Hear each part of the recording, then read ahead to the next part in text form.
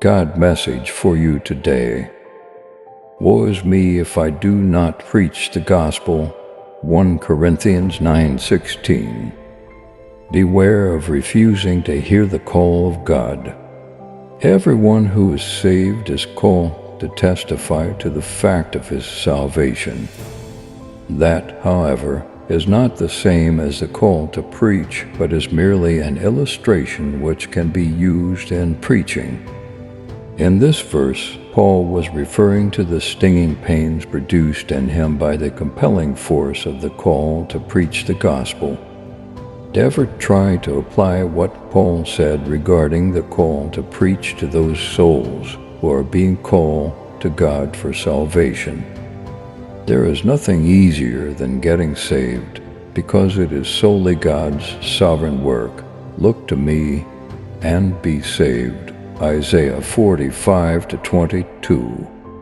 Our Lord never requires the same conditions for discipleship that He requires for salvation. We are condemned to salvation through the cross of Christ, but discipleship has an option with it. If anyone, Luke 14:26. Paul's words have to do with our being made servants of Jesus Christ, and our permission is never asked as to what we will do or where we will go. God makes us as broken bread and poured out wine to please Himself. To be separated to the gospel means being able to hear the call of God, Romans 1:1. Once someone begins to hear that call, a suffering worthy of the name of Christ is produced.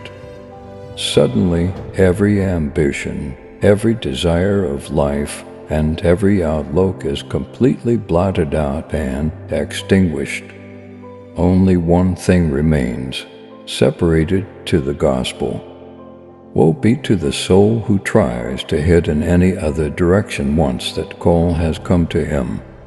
The Bible Training College exists so that each of you may know whether or not God has a man or woman here who truly cares about proclaiming His gospel, and to see if God grips you for this purpose. Beware of competing calls once the call of God grips you. Dear child of God, please share this message with your loved one. God bless you.